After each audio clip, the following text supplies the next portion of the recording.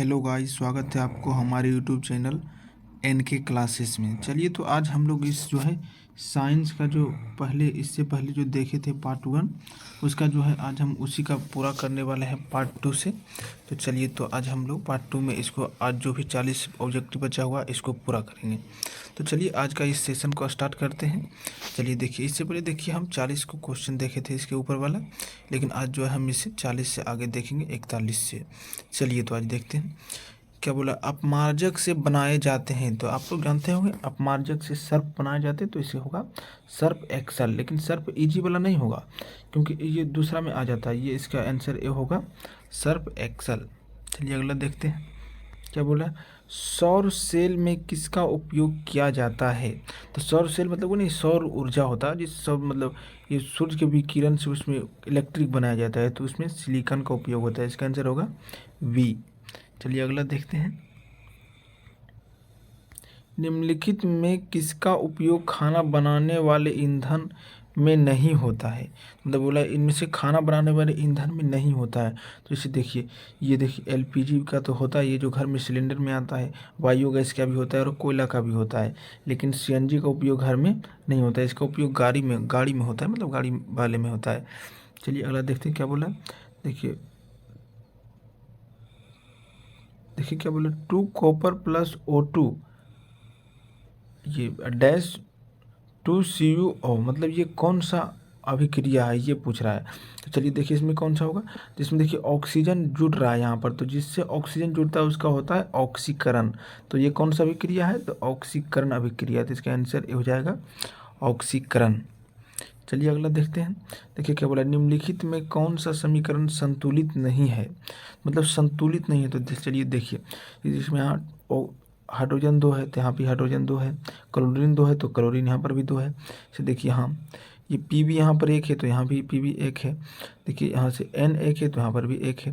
देखिए और इसके बाद ऑक्सीजन यहाँ पर 6 है, 3 अंदर और 2 उससे गुना होता है तो 6 हो गया। तो देखिए यहाँ 1 2 मतलब 3 हुआ, 2 5, मतलब ये असंतुलित है, मतलब ऑक्सीजन दोनों तरफ बराबर नहीं, इसलिए इसका आंसर बी हो गया। चलिए अगला देखते हैं क्या बोला है। तो देखिए उदासीन विलयन का पीएच मान कितना होता है? तो उदासीन विलयन का पीएच मान 7 होता है और अम्लीय विलयन का पीएच मान 7 से कम होता है, मतलब ये। और जो भी मतलब इसे क्षारीय विलयन होता है उसका पीएच मान 7 से अधिक होता है। तो ये दोनों हो गया क्षारीय के लिए और ये हो गया अम्लीय के लिए। समझिए, मतलब अगर 7 से कम है तो अम्लीय और 7 से अधिक है तो क्षारीय, जो 7 के बराबर होगा उदासीन हो जाता है। चलिए अगला देखते हैं क्या बोला। निम्नलिखित में कौन दुर्बल अम्ल है? मतलब दुर्बल यानी कमजोर अम्ल है, तो इसमें से कौन होगा? तो यहाँ पर हो जाएगा, अगर कार्बन की संख्या अगर बढ़ेगा तो वो दुर्बल होता है। तो देखिए इसमें 2 2 कार्बन है, इसका मतलब ये कमजोर है। इसका हो गया सी इसका आंसर। चलिए देखते हैं क्या बोला। देखिए क्रायोलाइट अयस्क है, मतलब क्रायोलाइट इनमें से किस खनिज का अयस्क है? तो क्रायोलाइट मैग्नीशियम का अयस्क है। चलिए अगला देखते हैं क्या बोला है। पोटेशियम की परमाणु संख्या है, तो पोटेशियम की परमाणु संख्या, इसका संकेत क्या होता है और इसका परमाणु संख्या 19 होता है। समझ गया, तो इसका आंसर सी हो गया। चलिए देखते हैं क्या बोला है। फॉर्मिक अम्ल का IUPAC नाम क्या होता है? यूपेक नियम क्या होता है? तो इसका देखिए, इसका होता है मेथेनोइक अम्ल और एसिटिक अम्ल का होता है एथेनोइक अम्ल। तो इसका आंसर क्या हो गया? ए मेथेनोइक अम्ल। चलिए अगला देखते हैं क्या बोला। इथाइल अल्कोहल का अणुसूत्र है, मतलब इनमें से कौन इथाइल अल्कोहल का अणुसूत्र है? तो जैसे देखिए ये मिथाइल अल्कोहल का है और ये इथाइल अल्कोहल का है। तो चलिए ये हो गया इसका आंसर सी। चलिए देखते हैं क्या बोला। एल्काइन कौन, मतलब निम्नलिखित में से एल्काइन कौन है? तो बोला एल्काइन कौन है? तो एल्काइन वो होता है जिसके मतलब कार्बन के बीच जो है ट्रिपल बॉन्ड होता है। तो देखिए 2 कार्बन है, जैसे अगर ऑप्शन ए से चलें तो इसमें 2 कार्बन है, इसमें एक कार्बन में 4 बॉन्ड होता है, तो इधर भी एक एच लगा देते हैं और एक एच इधर। तो चलिए देखिए मतलब उस तरह से, चलिए भागे फिर से बना देते हैं। देखिए यहाँ पर 2 C है और 3 बॉन्ड है, एक एच इधर और एक एच इधर। तो देखिए कार्बन के बीच इसमें कितना बॉन्ड आया? 3 बॉन्ड आया है, इसलिए इसका आंसर हो जाएगा ए। चलिए अगला देखते हैं क्या बोला। चीनी का रासायनिक सूत्र क्या है? तो चीनी का रासायनिक सूत्र क्या होता है? देखिए ये ग्लूकोज का है, ये एसिटिक अम्ल का है और ये देखिए ये चीनी का है। तो इसका आंसर बी हो गया चीनी का। चलिए अगला देखते हैं क्या बोला है। एसिटिलीन में कार्बन कार्बन के बीच सहसंयोजक बंधन की संख्या होता है। तभी जो ऊपर बना रहे थे ये वाला, इसी को एसिटिलीन बोलते हैं, मतलब C2 और H2। तो इसका बीच कितना है, तो 3 है। तो इसका आंसर क्या हो गया, 3। तो देखिए इसका आंसर हो जाएगा 3। चलिए अगला देखते हैं क्या बोला है। श्वसन के अध्ययन के लिए उपयोग किए जाने वाले बीज है। तो मतलब श्वसन की प्रक्रिया किस में हो, इसे कुचला हुआ में तो होगा नहीं, इसे उबला हुआ में तो होगा नहीं, क्योंकि उबला हुआ तो फिर इसमें अंकुरित होगा ही नहीं, जिसके अभी सूखा में तो भी होगा नहीं। तो इसमें कौन सा होगा, अंकुरित। मतलब इससे हम पता चला सकते हैं कि श्वसन की प्रक्रिया हो रहा है। चलिए क्या बोले देखिए, मानव वृक्क किस प्रणाली का एक हिस्सा है। तो मानव वृक्क क्या करता है, तो उत्सर्जन करता है, मतलब उत्सर्जित पदार्थ को शरीर से बाहर निकालने का काम करता है। यही क्या बोला, पौधे में जाइलम निम्नलिखित में से किसके परिवहन के लिए जिम्मेदार है। तो पौधे में जाइलम, देखिए यहाँ ज हुआ है, ज से हो गया जल, जल मतलब पानी, इसका आंसर हो गया ये पानी हो गया ए। और इसका एक होता है फ्लोएम। तो फ्लोएम किसका उत्तरदायित्व होता है, तो ये फ्लोएम ये भोजन को एक जगह से दूसरी जगह पहुंचाता है। चलिए अगला देखते हैं, श्वसन के दौरान कौन सी गैस निकलती है। तो श्वसन के दौरान CO2 गैस निकलती है और O2 गैस लेता है। तो कौन सा होगा, ए CO2। ये क्या बोला है, फलों को पकाने पकाने को फलों के पकने को निम्न में किससे नियंत्रित किया जाता है। तो मतलब फल को कौन पकाता है, ये सीधे सीधे यही बोल रहा है। तो ये देखिए ऑक्सीजन क्या होता है, तो ऑक्सीजन पौधे के जो मतलब ऊपरी भाग में पाया जाता है, और ये जो उसकी लंबाई बढ़ाने में सहायक होता है। और जिब्रेलिन्स जो है, जिब्रेलिन्स इसके जो तना भाग में पाया जाता है और तना की लंबाई को बढ़ाता है। और ये साइटोकाइनिन जो है पौधे में ताजगी को लाता है।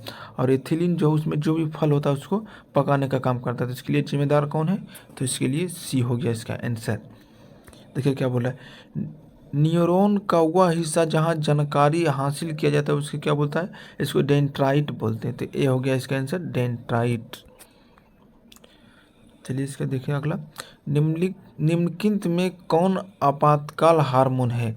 देखिए आगे पढ़ के देखते हैं, निम्नलिखित में कौन, देखिए इसका यही रुका है, एड्रीनलिन इसका आपातकाल हार्मोन है। इसका आंसर क्या हो जाएगा, ए। देखिए क्या बोला, निम्नलिखित में कौन सी अनैच्छिक क्रिया है। तो इसमें से कौन, देखिए ये भी उल्टी अनैच्छिक नहीं है, देखिए इसमें भी नहीं है, और ये दिल की धड़कन भी नहीं है। तो इसका कौन हो गया, चबाना, ये अनैच्छिक क्रिया है। देखिए क्या बोला है 63 नंबर, देखिए 63 नंबर क्या बोला है, मानव में गर्भ की अवधि कितनी होती है। मतलब गर्भ में, मानव शरीर में गर्भ में बच्चा कितना दिन रहता है।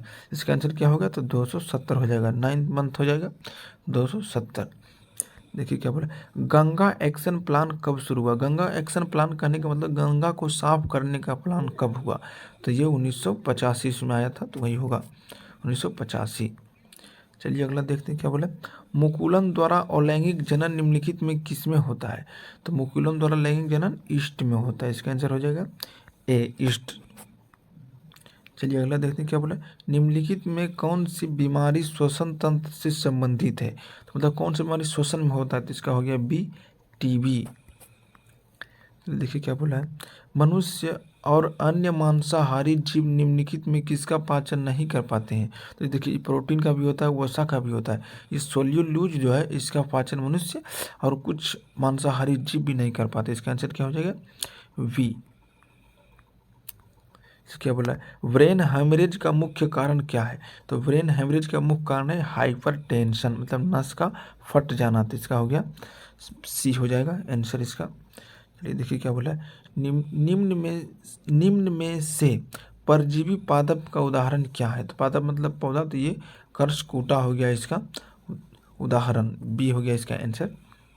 इसे क्या बोला है, हृदय से रक्त को संपूर्ण शरीर में पंप करने क्या, सॉरी देखिए फिर से, हृदय से रक्त को संपूर्ण शरीर में पंप किया जाता है। मतलब किसके द्वारा पंप किया जाता है।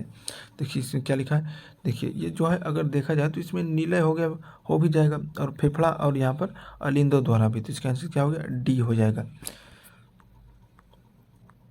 देखिए क्या बोला ऊपर, देखिए हाइड्रा में हाइड्रा में अलैंगिक जनन की विधि है, मतलब हाइड्रा में अलैंगिक जनन की कौन सा विधि होता है, तो इसमें कौन सा होता है, मुकुलन होता है। तो इसमें क्या हो गया आंसर, इसका हो गया मुकुलन।